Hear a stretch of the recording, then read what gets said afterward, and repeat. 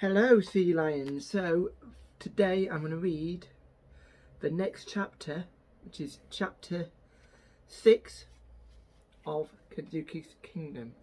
Okay, there are some questions for you to answer on the Google Doc, so make sure you listen and then answer the questions best as you can. Okay, so chapter 6, Abunai. In an instant, I was on my feet, shouting at the top of my voice and waving frantically. I leaped up and down, screaming for them to stop, to hear me, to see me. I'm here! I'm here! I'm here!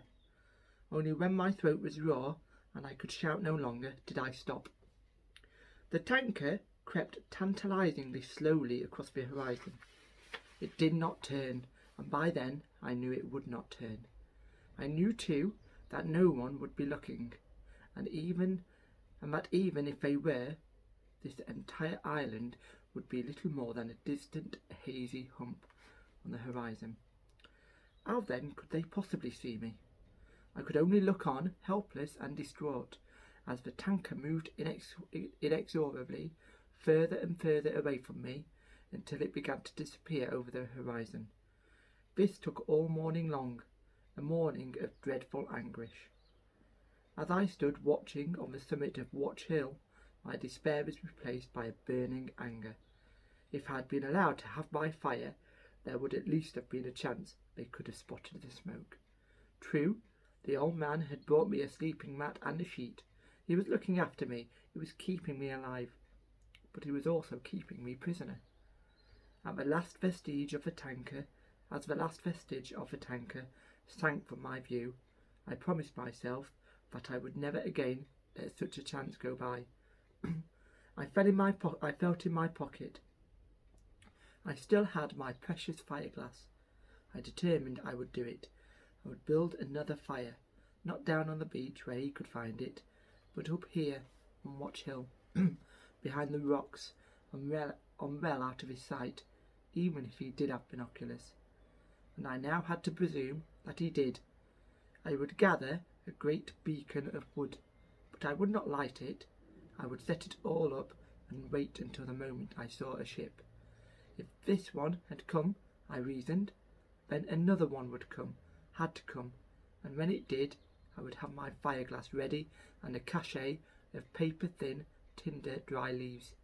I would make such a blazing inferno of a fire that would send up such a towering smoke signal that the next ship that happened along would have to see it.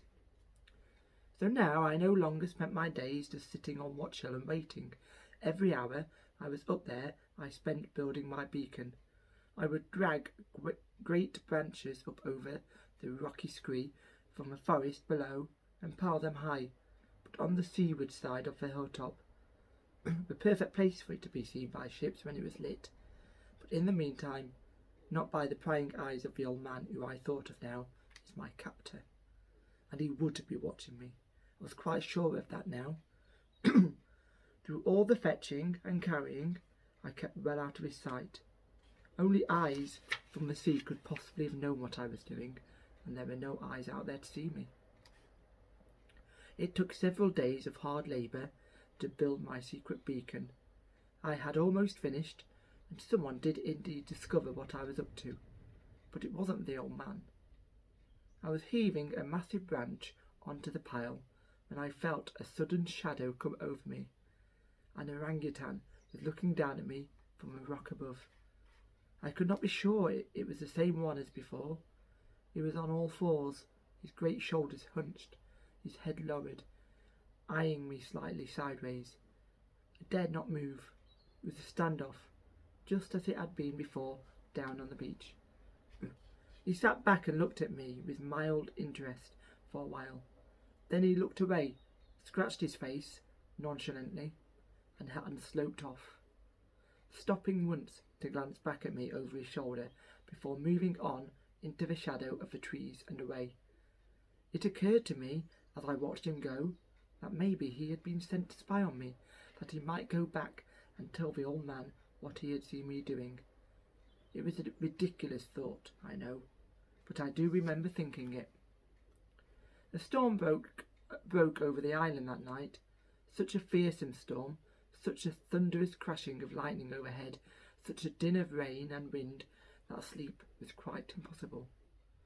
Great waves roared in from the ocean, pounding the beach and shaking the ground beneath me. I spread out my sleeping mat at the very back of the cave. Stella lay beside me and huddled close. How I welcomed that. It was fully 4 days before the storm blew itself out. But even during the worst of it, I would find my fish and fruit breakfast waiting for me every morning under my tin, which he had now wedged tight in under the same shelf of rock. Stella and I kept to the shelter of our cave. All we could do was watch as the rain came lashing down outside. I looked on awestruck at the power of the vast waves rolling in from the open sea, curling, tumbling and exploding as they broke onto the beach, as if they were trying to batter the island into pieces and suck us all out to sea. I thought often of my mother and father and the Peggy Sue, and wondered where they were. I just hoped the typhoon, for that was what I was witnessing, had passed them by. Then one morning, as suddenly as the storm had begun, it stopped. The sun blazed down from a clear blue sky, and the forest symphony started up where it had left off. I ventured out. The whole island steamed and dripped. I went at once up Watch Hill to see if I could see a ship, perhaps blown off course, or maybe sheltering in the lee of the island. There was nothing there. That was a disappointment, but at least I found my beacon had not collapsed. It was sodden, of course, but still intact. Everything was sodden. There could be no fire now until it had dried out. The air was hot and heavy all that day. It was difficult to move at all, difficult to breathe. Stella could only lie and pant. The only place to cool off was the sea, so I spent most of that day lolling lazily in the water, throwing the occasional stick for Stella to keep her happy.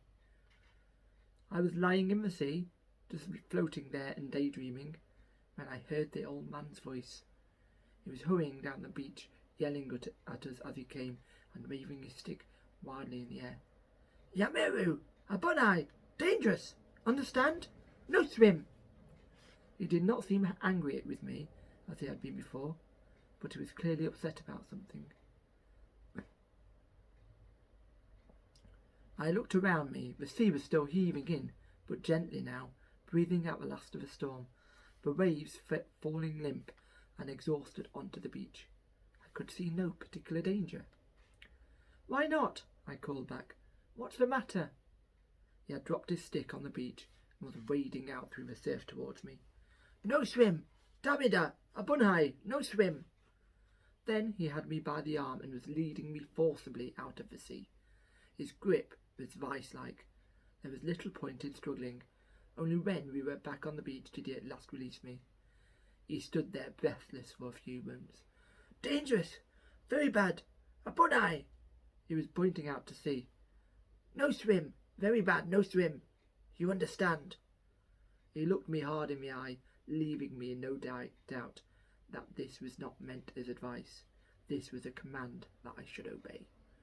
Then he turned and walked off into the forest, retrieving his stick as he went. Stella ran after him, but I called her back.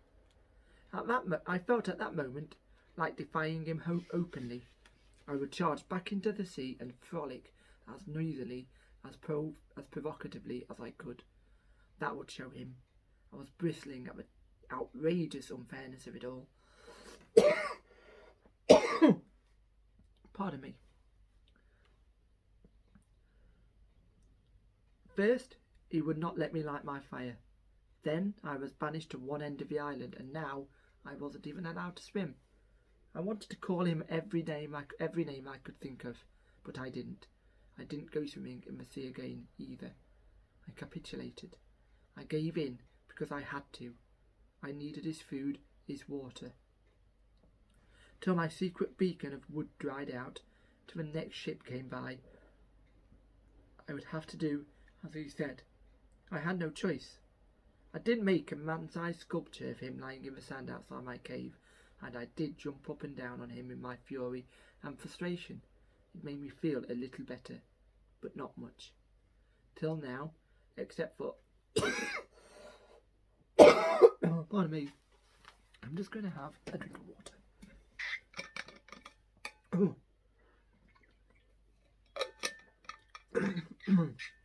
Oh, pardon me. Got a bit of a frog in the throat. Anyway. I did make a man-sized sculpture of him lying in the sand outside my cave, and I did jump up and down on him in my fury and frustration. It made me feel a little better, but not much. Up until now, except for occasional gut-wrenching pangs of homesickness and loneliness, I had by and large managed to keep my spirits up, but not anymore. My beacon stayed obstinately damp. Every day I went up Watch Hill hoping to sight a ship, and every day the sea stretched away on all sides, empty. I felt more and more isolated, more and more wretched. In the end, I decided not to go up onto Watch Hill anymore, but it was just not worth it. Instead, I stayed in my cave and curled up on my sleeping mat for long hours during the day. I lay there drowning in my misery, thinking of nothing but the hopelessness of it all, how I would never get off this island, how I would die here, and my mother and father would never even know what had happened to me. No one would, except the old man, the madman, my captor, my persecutor.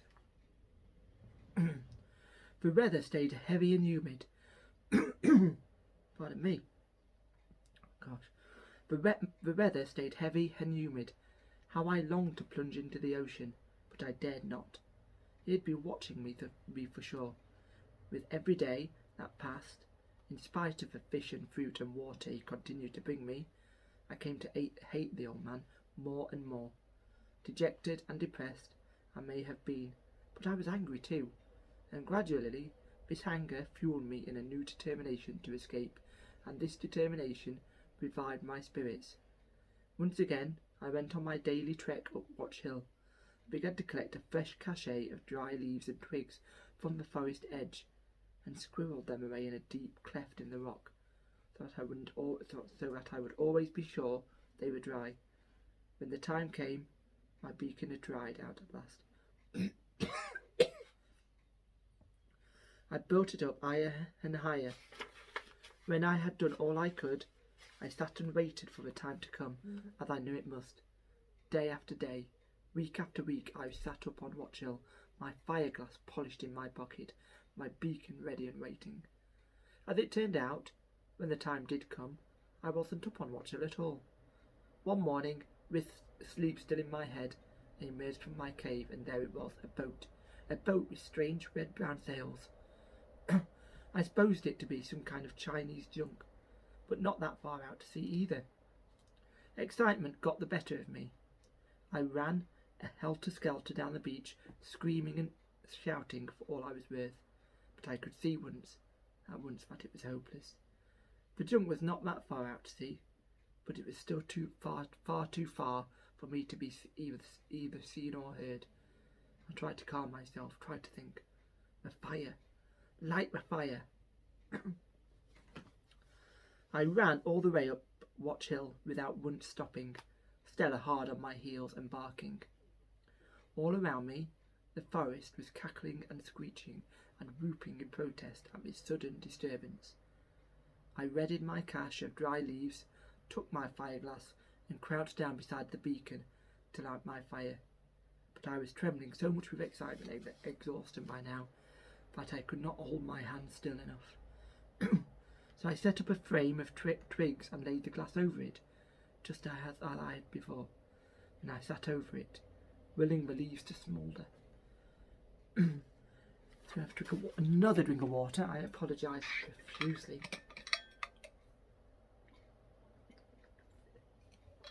Got a bit of a frog in my throat today. On with the story. Every time I looked out to sea, the junk was still there, moving slowly away, but still there. It seemed an age, but there was a wisp of smoke, and shortly afterwards, a glorious, wondrous glow of flame spreading across the edge of one leaf. I bent over it to blow it into life. That was when I saw his feet. I looked up. The old man was standing over me, his eyes full of rage and hurt.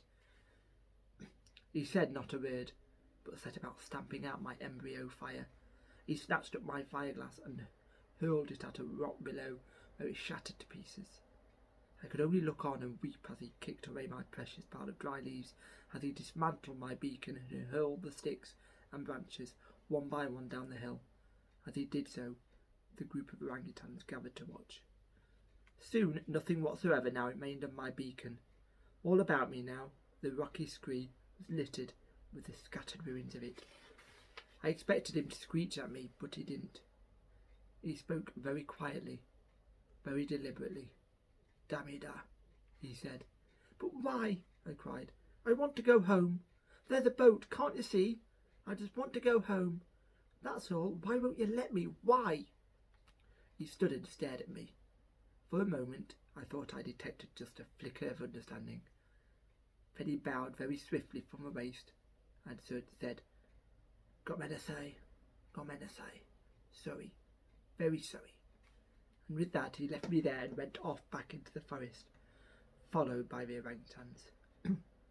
I sat there watching the junk until it was nothing but a spot on the horizon, till I could not bear to watch any more.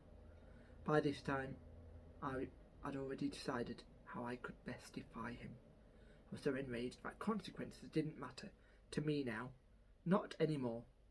With Stella beside me, I headed along the beach, stopped at the boundary line in the sand, and then, very deliberately, I stepped over it. As I did so, I let him know precisely what I was doing.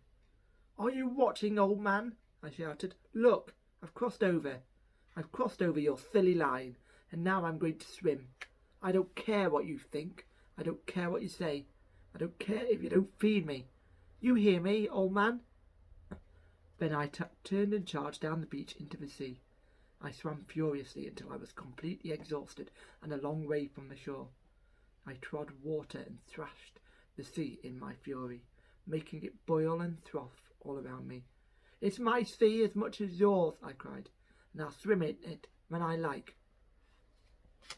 I saw him then. He appeared suddenly at the edge of the forest. He was shouting something at me, waving his stick. That was the moment I felt it, a searing, stinging pain in the back of my neck. Then my back, and my arms too.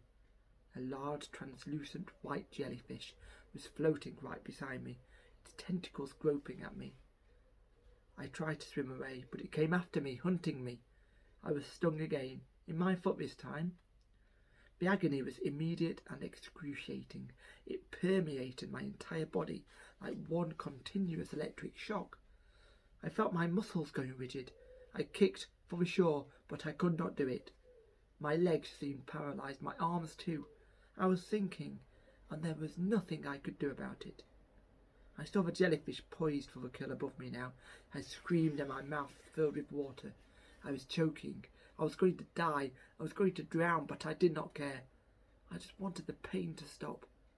Death, I knew, would stop it. And that's chapter 6. Okay, so answer the questions on the Google form. Chapter 7 will be up tomorrow. Okay, let me know in the comments what you think might happen next. Okay, let me know what you think of that chapter. Okay, speak to you soon. Bye.